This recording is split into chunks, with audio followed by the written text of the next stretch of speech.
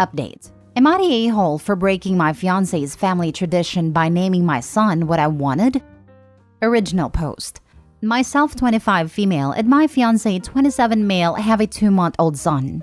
We are overjoyed at being parents. But most of my in-laws are refusing to even see our baby because of a decision we made concerning his name. My in-laws have a tradition of giving the firstborn son of every generation the same name. Let's say it's Peter.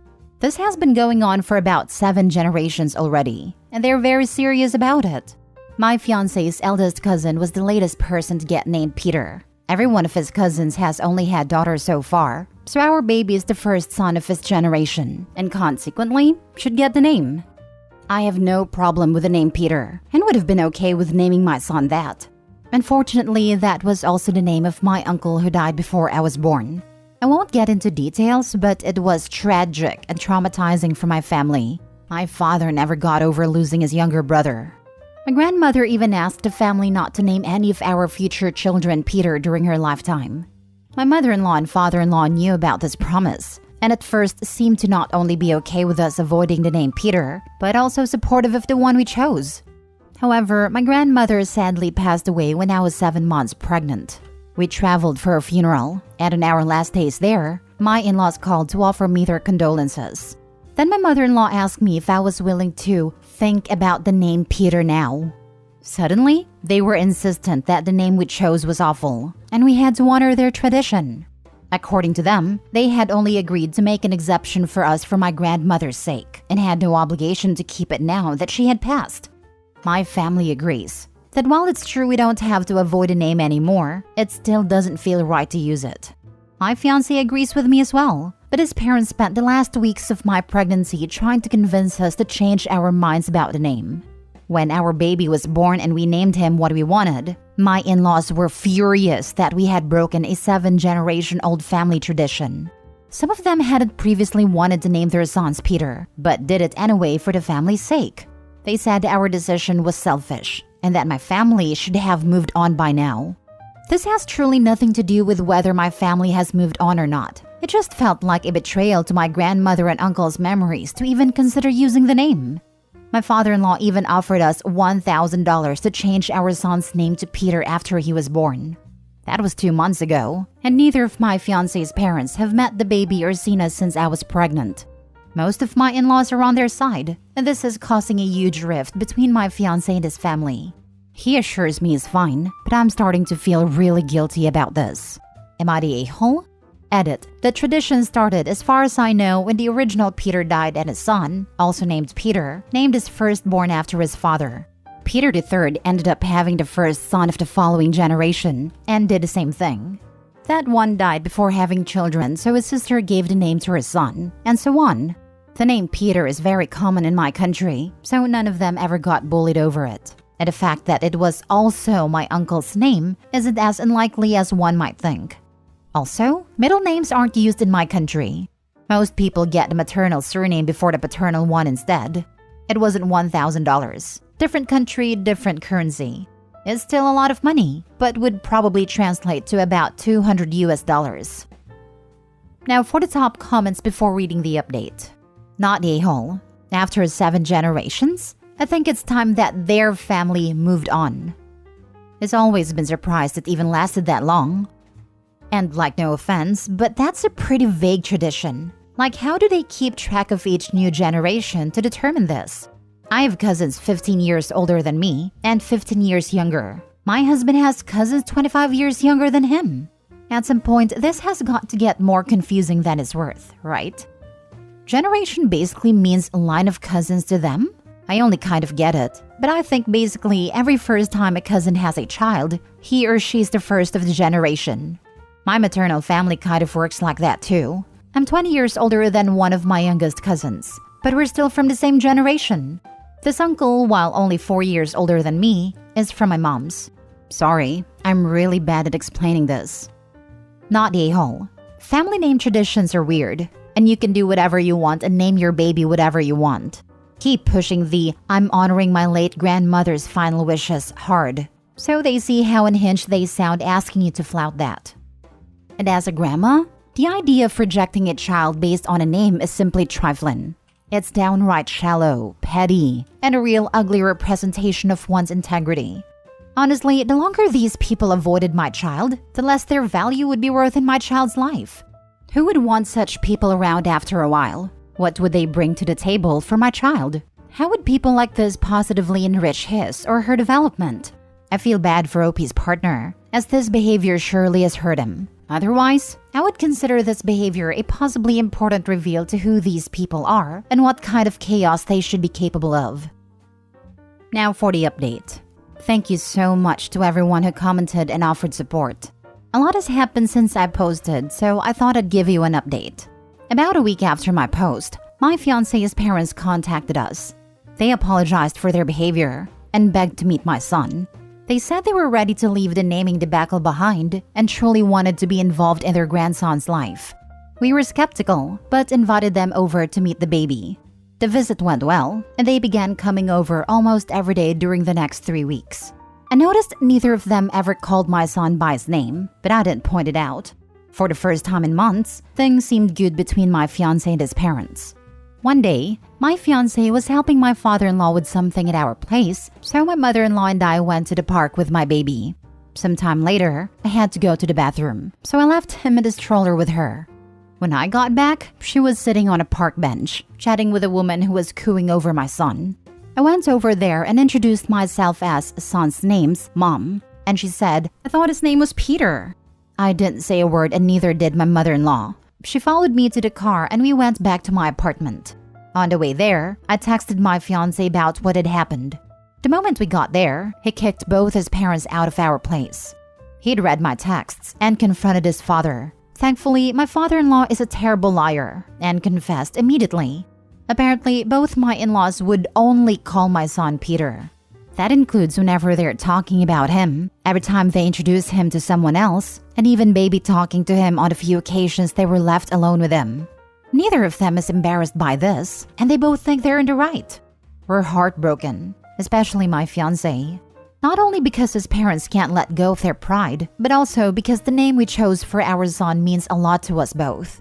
I blame myself for encouraging my fiancé to allow them near our son. I was raised in a different city than all my grandparents, and always wished they could have been more involved in my life. Losing my grandmother didn't help. Pretty much every doubt I had only existed because I thought it would be important for my son to grow up with all of his grandparents around. But now, all my guilt is gone. If they can't respect my son enough to call him by his name, they don't deserve to be in his life. I hope they enjoy the 3 weeks they had with their grandson, because that's all they're getting until they get their heads out of their butts. I can think of a few good names for your fiancé's parents, and none of them remotely sound like Peter. Richard Head? Yikes. Are they this psychotic and unhinged about other things in life, or just this one issue? According to my fiancé, they've always been a little entitled, but I never really saw them enough to be able to say that. I will say that, though they were polite, they very clearly didn't care about me until we moved in together. My mother-in-law pretended not to remember my name every time she saw me, and my father-in-law would lose interest in any conversations that weren't about him. Once it was clear me and my fiancé were in for long term, they started acting a lot more friendly towards me, but it never seemed sincere. I've had a similar issue. They kept calling me by the ex's name, and also one of their siblings' names because they're similar. I can understand a sibling one because of how close the names are, but not the ex. It was clearly intentional, because once the distance went away, harassment started. Every chance was taken to give me grief or something. Pro tip? If invasive in-laws suddenly hang around a lot more than usual, or ask heaps more questions, keep an eye out. They're up to something. Seems like unfortunately you ran into this too. I hope they do pull their heads out of their behinds, because when it comes to a name, it won't be long before your kiddo can correct them himself. It would be great if he didn't have to do that, of course, but imagine the embarrassment they've had when he himself corrected them, instead of you when the stranger was talking to mother-in-law. So much more shame. It also unfortunately may look like he was kidnapped or not in safe hands if the person looking after him can't even get his name right. Best of luck with it all, OP. I hope the dust settles and everything is chill for all again soon. When the lady from the park asked about his name, it did cross my mind that she might think I was a kidnapper. His name is written on one of his blankets though, which calmed me down a little. Still, I can't help but think of what my mother-in-law would have done had a woman threatened to call the cops. Next story. Am I the a-hole for telling my sister she caused her own situation? I'm 26 female and my sister Karen is 29 female. She's my cousin, but in my culture, she's my sister. We are not American. Karen left to attend university in the US and got married 5 years ago. The wedding was in the US, and most of our family was unable to attend. Most of our family is lower income, and they couldn't afford to pay for travels and accommodation, and Karen's husband refused to host us at their home, and was only willing to host Karen's parent. When the Rona hit, Karen and hubby relocated here because their business took a hit and they couldn't make ends meet. The cost of living here is somewhat affordable. Around that time, she had a baby and her husband absolutely refused a welcoming ceremony for the baby. It's basically like a baby shower. 2 pigs slaughtered and relatives give gifts to the new family member. And it's mostly random stuff like baby clothes, cribs, livestock if they are rich. Lol. He said it was barbaric, and no one said anything as is their baby. Brother-in-law does not socialize with anyone, mostly stays indoors and only leaves for work. We hardly see my niece because he doesn't want us to corrupt her with any primitive nonsense. Karen rarely comes as well. Needless to say, we don't like him very much, but we keep the peace for Karen's sake, even though she always takes her husband's side. I just had a baby 2 months ago, and her welcoming was last week. And I got a lot of stuff because this was my husband's and I's first child. And his family leans more toward the higher earning families. My sister and her family were invited, but only she came, though she was quiet the entire time and left early.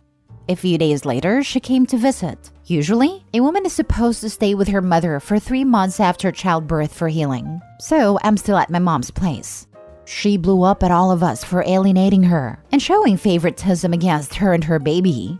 She said more stuff, but that's the gist of it. I told her she caused the situation, and the only person she should argue with is her husband. She said we hate her husband for no reason, and I'm only jealous because she married a man her own age, because my husband is 10 years older than me. I told her she was delusional, and she left. My mom and aunt said I shouldn't have said that because she's going through a hard time, and she needs someone. But I don't think it's my job to coddle her feelings. Now that I think about it, I feel bad for her and my niece. Am I the a-hole here? Not the a-hole. She married someone who calls her culture primitive nonsense and doesn't let her child socialize with a family. Why would she get welcomed when she won't respect others? You know, you're showing favoritism against me. Your husband doesn't respect your culture and is a complete jerk to our family. And you're all Pikachu-faced that no one likes him? I love the jealousy bit. Me thinks someone is projecting their own jealousy of OP having a good husband who is respectful. Not the a-hole. And I hope your sister leaves her awful husband OP, because this will get worse as her resentment grows. Good luck. Not the a-hole. Yes, it stinks that your sister is alienated from the family and the culture. It sounds like her husband is not very willing to understand her and your culture, and why you perform certain ceremonies, although she is understanding and abiding to his, causing her to feel unsupported by the family. In cross-cultural marriages, the ones that work, both parties are open to the other's culture. This does not seem very constructive for Karen and brother-in-law's marriage, and may eventually result in divorce if he does not open his mind or become willing to learn about his wife's family and culture. P.S. Do not blame your sister. This sounds like emotional abuse. Blaming her is victim blaming. She loves him and her family, and he is unwilling to budge. Not the a-hole, neither is sister. Brother-in-law is the a-hole. Good point. He's an a-hole, but she's married to him with a young child. She's kind of trapped unless she takes a major stand. It's hard to get away from situations like that, because it's humiliating to admit that there's a problem, and that you need help and don't know what to do. Last story. Am I the a-hole for refusing to get out of my chair for an older woman and calling her an idiot? Alright, so I, 28 female, have hypermobile EDS, which for those who don't know, is a connective tissue disorder. One of the many symptoms is frequent injuries, especially dislocations and subluxations. I wear ankle braces whenever I plan to be on my feet for any period of time. I also dislocated my kneecap playing with a puppy on Saturday. I was at the pharmacy and after placing my order, sat down in the only available chair with my leg extended for my knee to get some relief. An older woman, 40s or 50s, comes up to me and says that I am young and should let the older people there have a chair. I responded by pointing at my fully visible ankle brace, since my knee brace was hidden by my pants, and said something along the lines of, "Are you an idiot that thinks I wear these as a fashion statement?" She called me a witch and sulked away. The other people there gave me weird looks too. Was I too harsh? Edited to add, I just want to clear a few things up since I can't answer everyone's comments. I don't think 45 is old. I was quoting her saying older. It was one of the reasons I reacted strongly. This isn't the first time I've had an experience like this as well, so I kinda snapped. I also understand that she could have had an invisible disability, but the only reason she gave for her demands, not a polite request, was that she was older than me.